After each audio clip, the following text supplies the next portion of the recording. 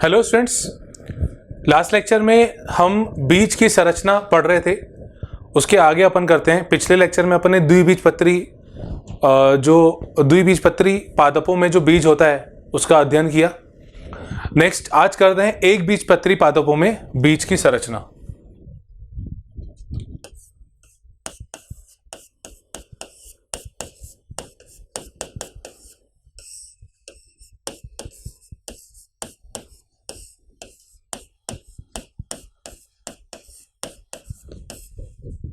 एक बीजपत्री पादपों में बीज की संरचना।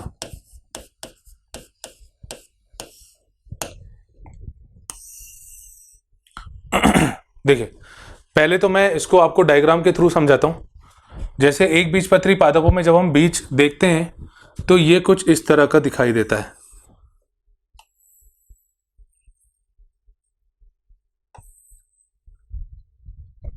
और इसमें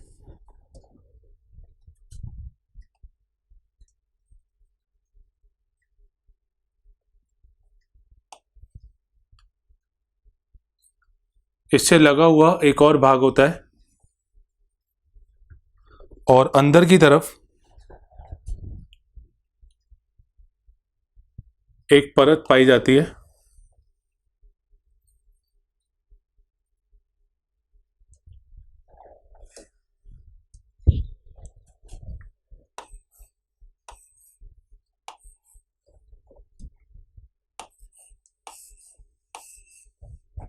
इस तरह की संरचना हम बीज में देखते हैं। अब इसमें क्या क्या क्या चीजें हैं ये अपन बात करते हैं। ठीक है, अब जैसे जैसे मैं पॉइंट लिखता जाऊंगा तो बताता जाऊंगा। देखिए, सबसे पहले देखिए, एक बीजपत्री बीज जो होता है वो सामान्यतः भ्रूणपोषी होता है। भ्रूणपोषी मतलब जिसमें भ्रूणपोष होता है। भ्रूणपोष ऐसा उत्तक है जिसको खाकर भ्रूण विकसित होता रहता है। तो मैं पहला एक पॉइंट तो ये लिख देता हूं।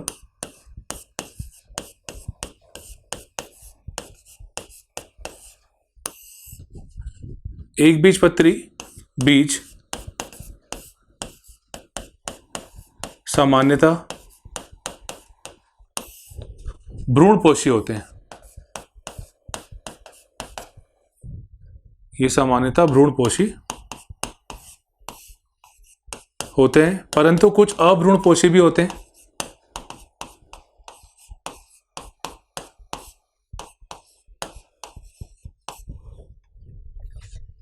परंतु कुछ जैसे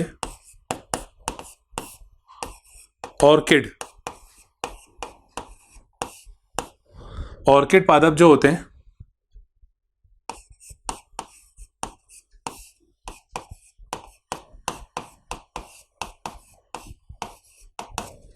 अभ्रूणपोषी होते हैं।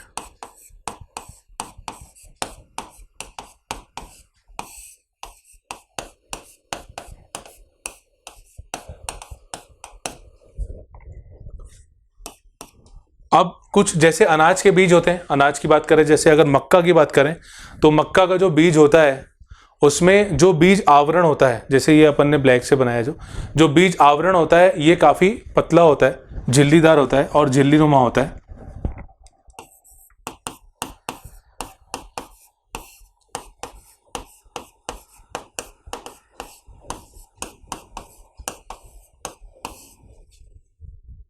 अनाज जैसे मक्का में बीज आवरण मतलब जो बाहरी सतह होती है, बीज आवरण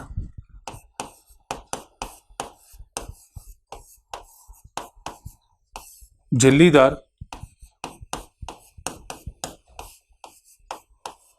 होता है और यह फल भित्ति से जुड़ा होता है।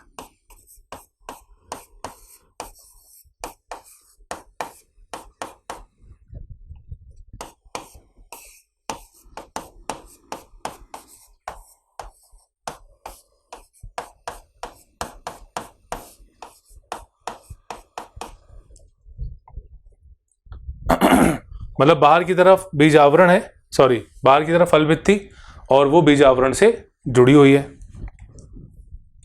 ठीक है, तो ये हो गई फ्रूट वॉल, ये हो गई फल भित्ति और फिर ये हो गया बीज आवरण। और ये जो आपको अंदर की तरफ दिख रही है ग्रीन कलर की, इसको अपन कहते हैं एल्यूरोन परत।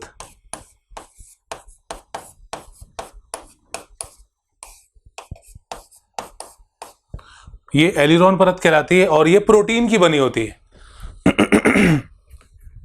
नेक्स्ट पॉइंट लिखते हैं।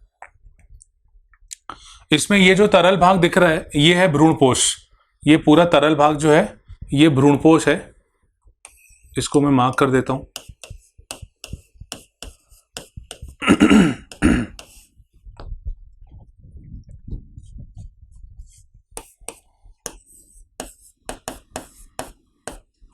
इसमें पोषण तत्व और पोषण ऊतक होता है।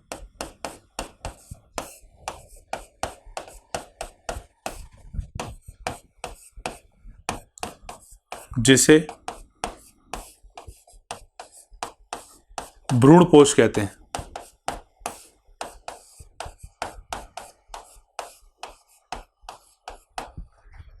आपको ध्यान होगा भ्रूणपोष मतलब जो भ्रूण होता है जब वो विकसित होता है तो ये भ्रूणपोष खाता है। अगर भ्रूणपोष खत्म हो जाता है तो उसको अपन कहते हैं अभ्रूणपोषी बीज, और अगर भ्रूणपोष बचा रह जाता है तो उसको अपन कहते हैं भ्रूणपोषी बीज।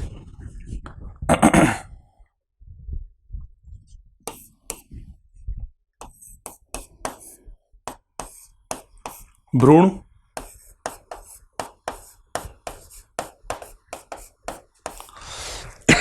भ्रूणपोष का उपयोग कर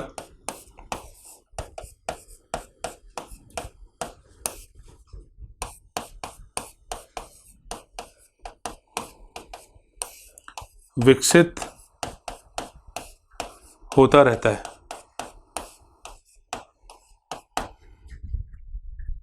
ये जो भ्रूण होता है ये सामान्यतः एक किनारे पर होता है, खांचे में होता है।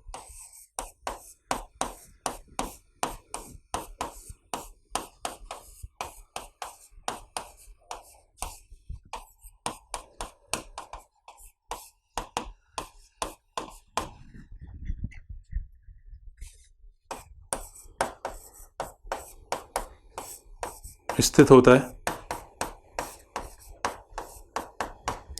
और जो भ्रूण और भ्रूणपोष होते हैं ये एक पतली सी परत के द्वारा, जिसको अपन ने अभी कहा है एल्यूरोन परत, ये एल्यूरोन परत के द्वारा अलग अलग होते हैं।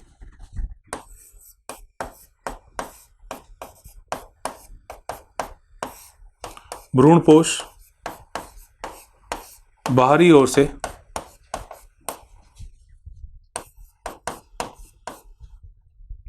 एल्यूरोन परत के द्वारा, ये जो एल्यूरोन परत होती है ये त्रिगुणित होती है और प्रोटीन की होती है। मैं यहां पे लिख देता हूं,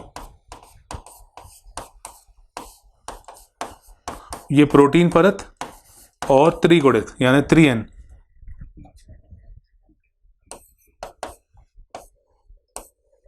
एल्यूरोन परत के द्वारा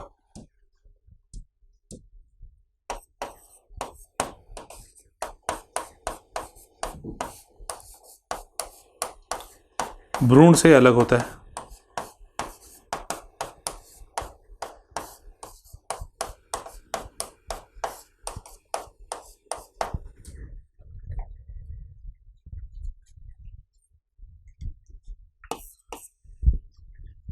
फिर एक बहुत इंपॉर्टेंट पॉइंट है, इसमें एक ढाल आकार, ढाल जो होती है ढालाकार बीज पत्र होता है।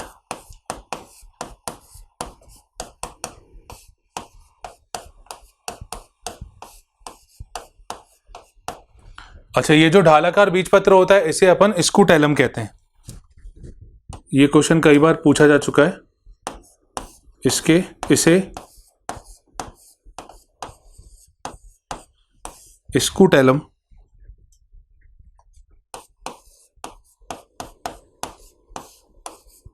इसे स्कूटेलम कहते हैं।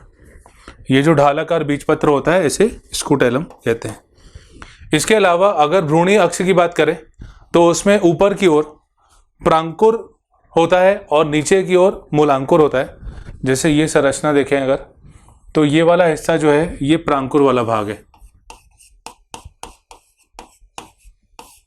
और ये जो नीचे की ओर है ये है मूलांकुर। अब यहाँ पे आप देख सकते हैं कि प्रांकुर के ऊपर वाले हिस्से में मतलब एक आवरण यहाँ पे उपस्थित है, इसको अपन कहते हैं प्रांकुर चोल। मतलब ये वाला, जैसे ये देखेंगे अपन तो ये जैसे प्रांकुर हो गया और इसके ऊपर जो आवरण है इसको अपन कहते हैं प्रांकुर चोल। ऐसे नीचे ये मूलांकुर हो गया और इसे अपन मूलांकुर चोल कहते हैं। तो इस पॉइंट को मैं लिख देता हूं।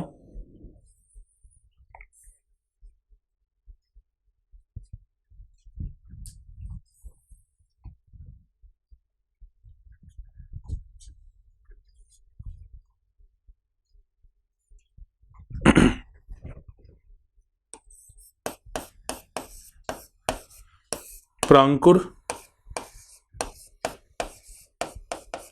के ऊपरी भाग में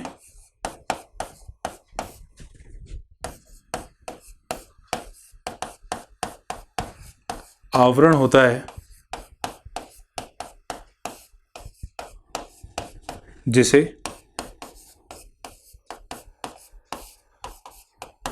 प्रांकुर चोल कहते हैं।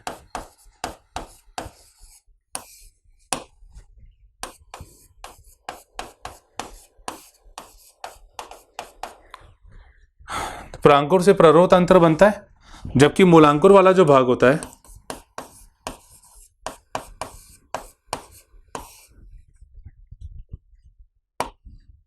मूलांकुर के ऊपरी भाग में आवरण होता है जिसे मूलांकुर चोल कहते हैं।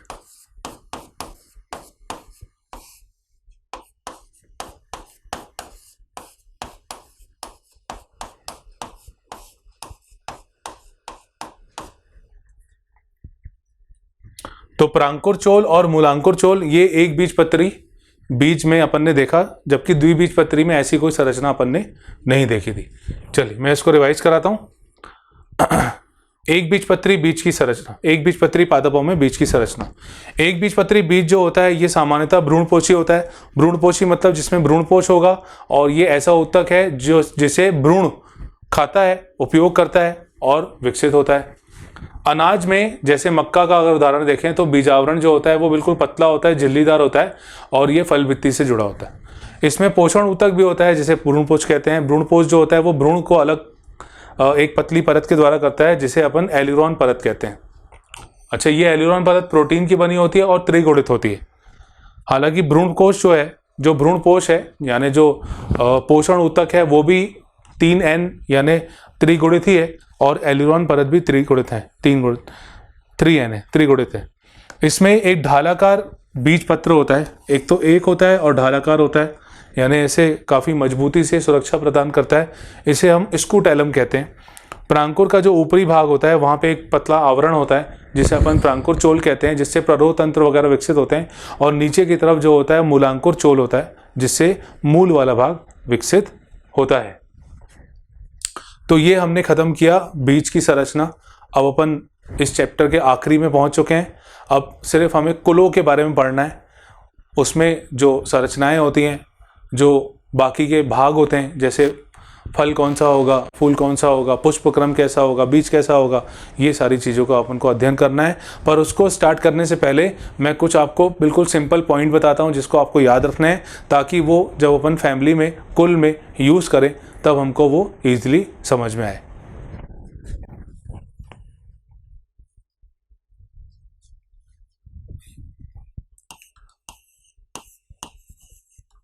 तो नेक्स्ट है कुछ तकनीकी शब्द।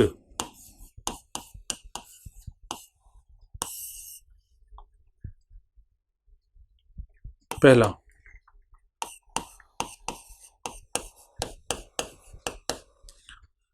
जब एक व्यास सममित होगा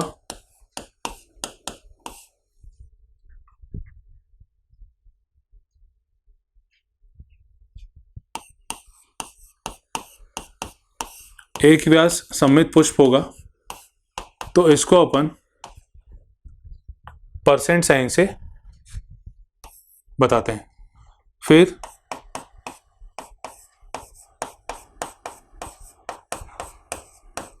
जब त्रिज्यात सममित पुष्प होगा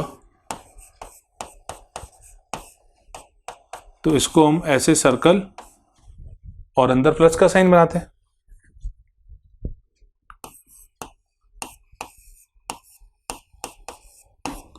कैलिक्स के लिए अपन लिखते हैं के,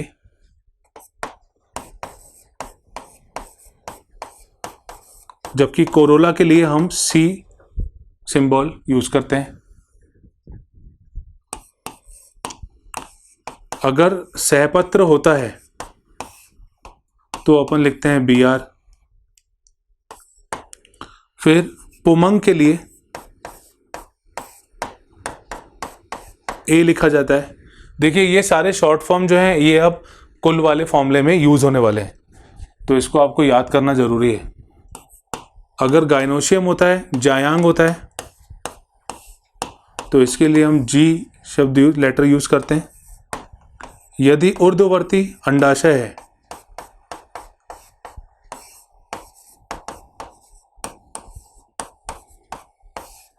तो इसे हम लिखते हैं जी और नीचे लाइन। फिर अगर अधोवर्ती अंडाशय है तो इसके लिए हम लिखते हैं जी और ऊपर डैश। और अगर परिदल लग्न वाला है तो इसके सामने जी लिखते हैं, पर वो कभी उपयोग नहीं होता।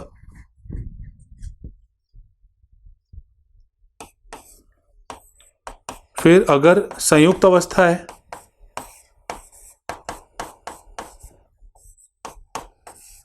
तो हम ब्रैकेट का उपयोग करते हैं इस तरह से।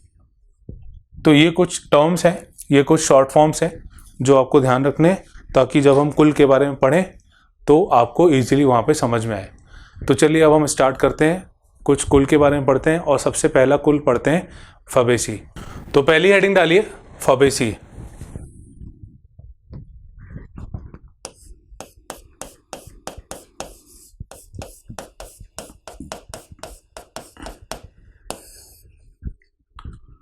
फबेसी कुल के बारे में देखिए, पहली बात तो ये ध्यान रखिए कि इसको पेपिलियोनेडिए भी कहा गया था। पहले इसको पेपिलियोनेडिए के नाम से जानते थे।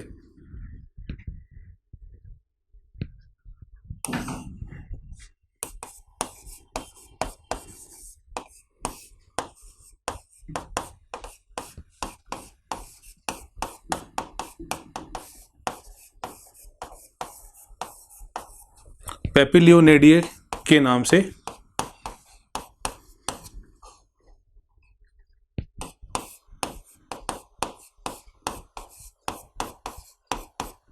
जानते थे, और ये लेग्यूमिनेसी कुल का एक उपकुल है।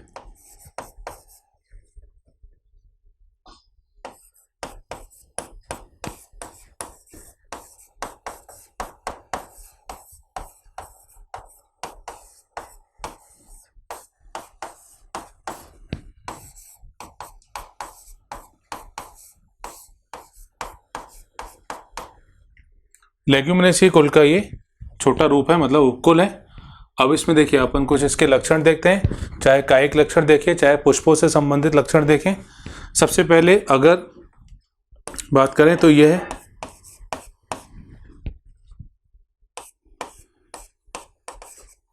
वृक्ष। वृक्ष यहाँ जो छोटी शाखाएं होती हैं, मतलब छोटे छोटे पौधे, मतलब साइज इनका काफी छोटा भी हो सकता है।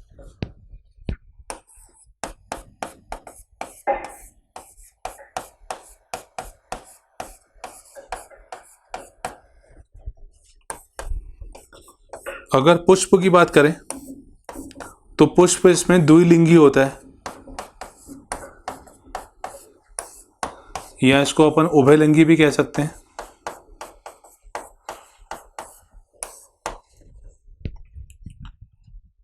इसके साथ साथ इसमें एक व्यास सममिति होती है।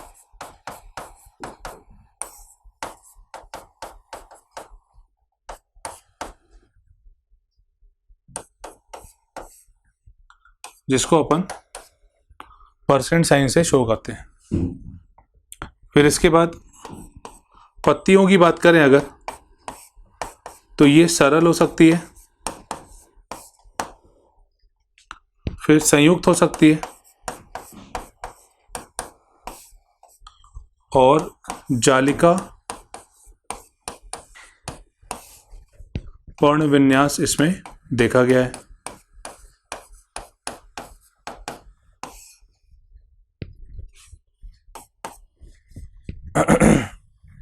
पुष्प क्रम की अगर बात करें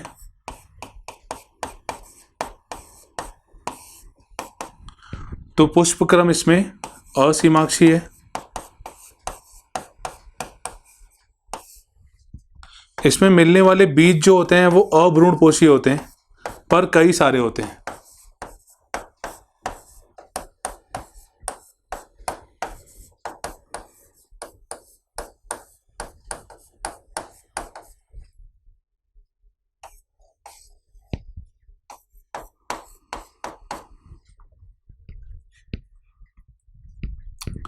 कैलिक्स की जब हम बात करते हैं, जिसको अपन के से डिनोट करते हैं, तो इसमें कैलिक्स जो होते हैं ये टोटल होते हैं 5, टोटल 5 होते हैं और ये संयुक्त अवस्था में होते हैं, मतलब एक दूसरे से जुड़े होते हैं।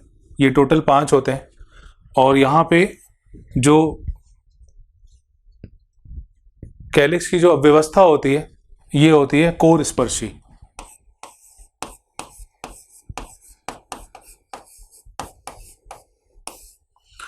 कोर स्पर्शी, कई बार ये कोर छादी भी होती है और वैक्सिलरी भी होती है, तो मेन है कोर स्पर्शी और वैक्सिलरी। जबकि कोरोला जो है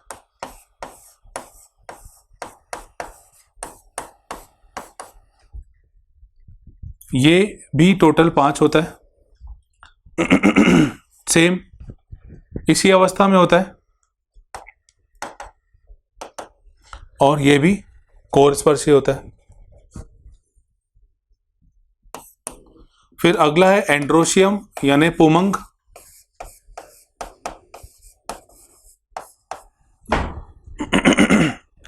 ये एंड्रोशियम जो होते हैं ये टोटल 10 होते हैं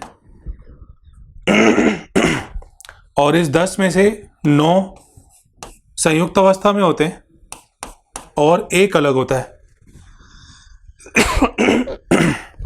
इसमें 9 संयुक्त अवस्था में होते हैं और एक अलग होता है और ये द्विकोष्ठी होते हैं।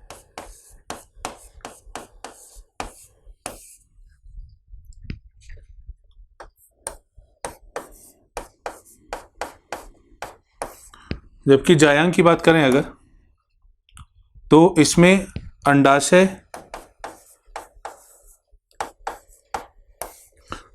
एक कोष्ठी होता है, मतलब इसमें अलग अलग खाने अपन नहीं बनाएंगे, एक सिंपल कोष्ठ होता है और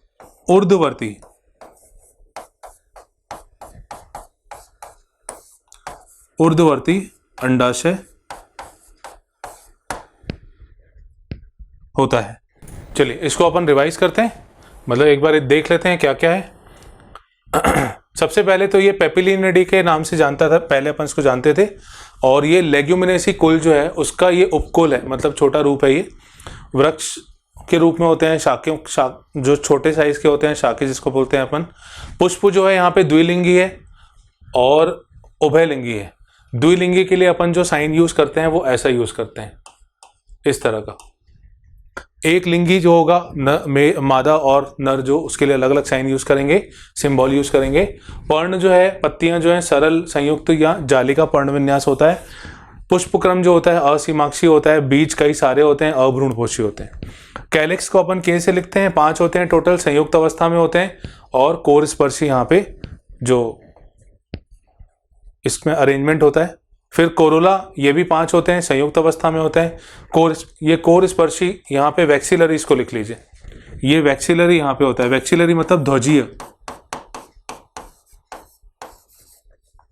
वैक्सिलरी होता है, ध्वजीय होता है। और ध्वजीय आपको ध्यान होगा कि एक बड़ा जो पेटल होता है उसके नीचे 2 छोटे होते हैं और उसके नीचे 2 और छोटे होते हैं जो जुड़े होते हैं।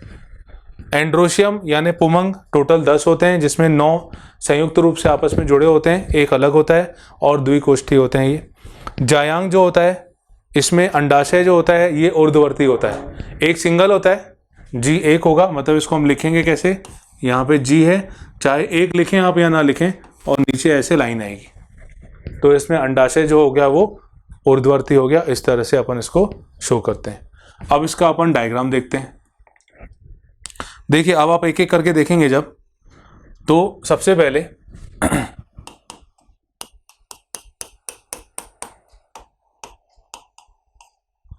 पहले जो कैलिक्स है, अगर अपन इसका फॉर्मूला बनाए, पहले तो मैं इसका फॉर्मूला बताता हूं।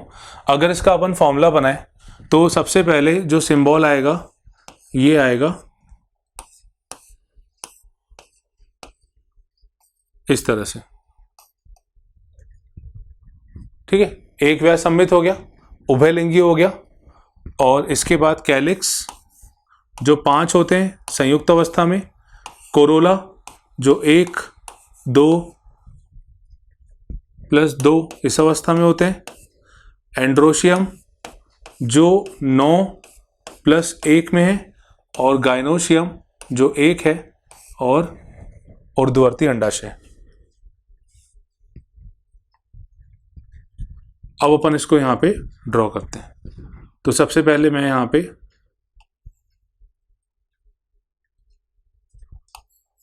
देखिए इसको बनाना कैसे है ये भी मैं बता रहा हूँ।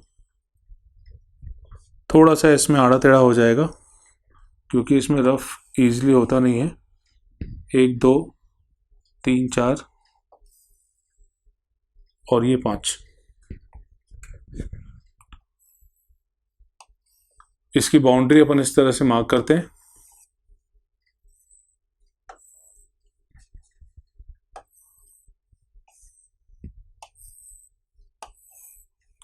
ये सबसे बाहर वाला पहले बताया, मतलब जो कोर स्पर्शी था, ये इसके जो किनारे हैं ये अपन ने आपस में जोड़ दिए। अब इसके बाद इसके अंदर जो आता है, अब इसके अंदर वाला जो है कोरोला, यहाँ पे हमने जो विन्यास लिखा है ये अपन ने लिखा है वैक्सिलरी यानी ध्वजीय। अब ध्वजीय में क्या होता है, एक बड़ा पेटल होता है, ये एक बड़ा पेटल अपन ने बनाया, ठीक है। अब इसके नीचे अपन 2 छोटे बनाएंगे, तो यहाँ से मैं इसको रफ करता हूँ और यहाँ से इसको रफ करता हूँ, बराबर हो गया। अब हम इसके नीचे 2 छोटे बनाते हैं, यानी कुछ इस तरह से। ये 2 इसके 2 जो छोटे हैं इसके नीचे से इस तरह से निकल रहे हैं।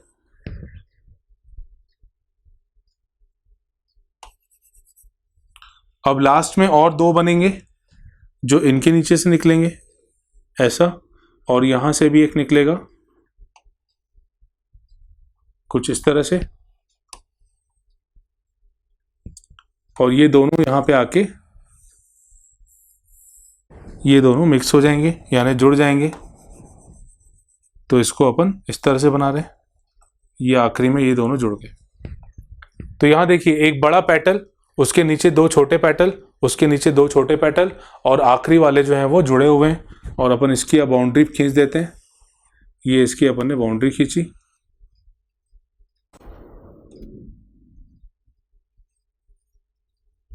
इस तरह से। अब यहाँ पे अपन को एंड्रोशियम बनाना है, पुमंग बनाना है।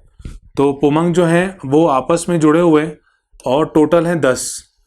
तो पहले मैं ये द्विकोष्ठीय एक बना दे रहा हूँ, 2 3 4 5 6 7 8, 2 3 4 5 6 7, 1 2 3 4 5 6 7 8, ये 9 और ये 10, जिसमें से 9 जो हैं ये आपस में जुड़े हुए हैं,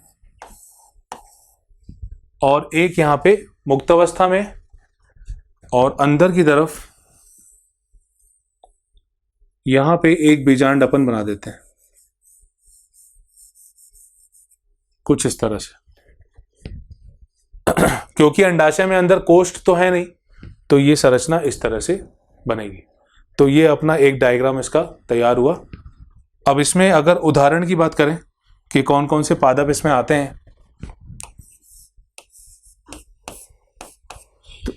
तो उदाहरण है इसके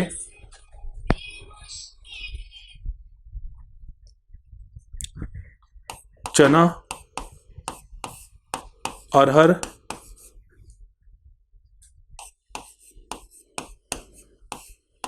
मूंग,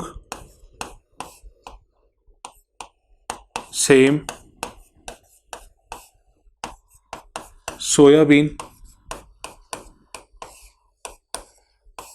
मतलब ये जिनमें नाइट्रोजन की मात्रा अधिक होती है, मतलब प्रोटीन की मात्रा अधिक होती है जिसमें, तो ये अरहर, चना, मूंग, सेम, सोयाबीन। फिर तेल, खाद्य तेल जैसे मूंगफली,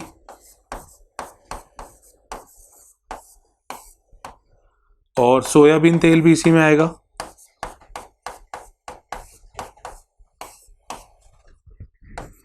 फिर तंतु जैसे सनई, नील जिसका नाम है इंडिगो फेरा,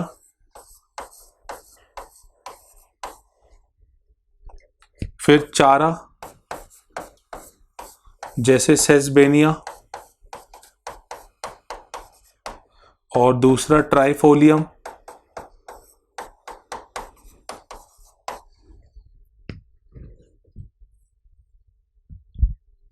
फिर इसके अलावा उदाहरण है कुछ सजावटी पुष्प होते हैं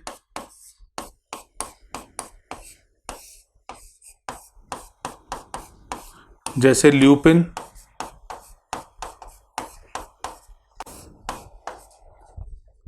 कुछ औषधि होती है जैसे मुलेठी,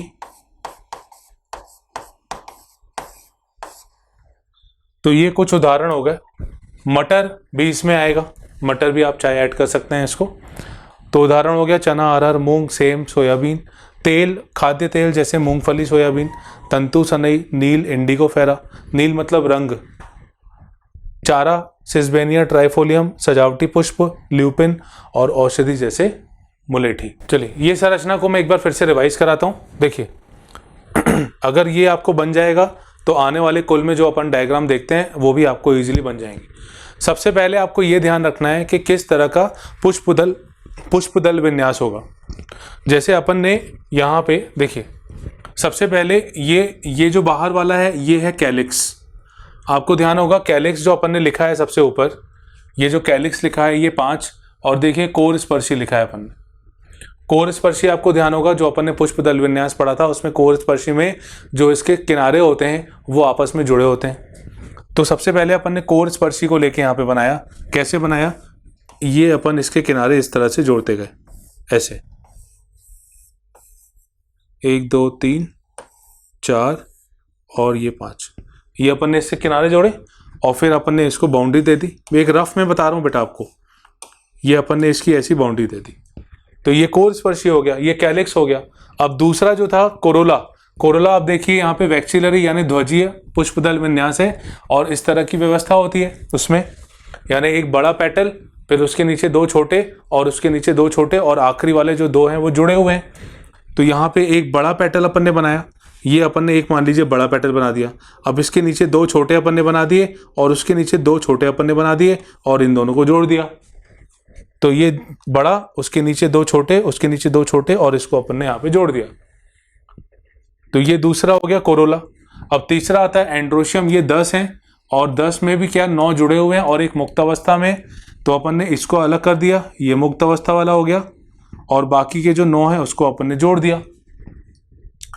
आखिरी है अंडाशय यानी ऊर्ध्ववर्ती अंडाशय है। यहाँ पे ऊर्ध्ववर्ती अंडाशय मतलब इसको अपन नीचे इस तरह से लाइन लगाते हैं और ये अपन ने अंडाशय बनाया।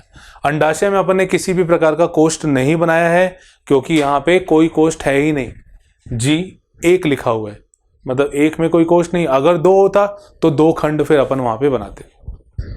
तो ये अपन ने पढ़ा फाबेसी फैमिली के बारे में।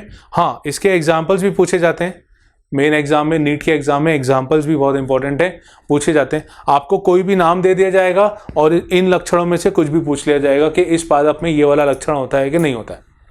तो ये एग्जाम्पल आपको अच्छे से करने हैं और ये है पुष्प सूत्र जो मैंने यहाँ पे लिखा है, सबसे पहले अपन ने यहाँ पे पुष्प के बारे में लिखा कि एक्विया समित उभयलिंगी है, कैलिक्स 5 होता है संयुक्त अवस्था में, कोरोला इस तरह से है, ध्वजीय पुष्पदल विन्यास है, एंड्रोशियम जो है पोमंग जो है वो 9+1 9 संयुक्त 1 मुक्त, और जी जो है वो 1 है, और ऊर्ध्ववर्ती अंडाशय है। तो ये अपन ने फाबेसी कुल के बारे में पढ़ा। नेक्स्ट लेक्चर में हम आने वाले कुछ कुलों के बारे में और अध्ययन करेंगे। अभी की क्लास यहाँ पे मैं ओवर करता हूँ।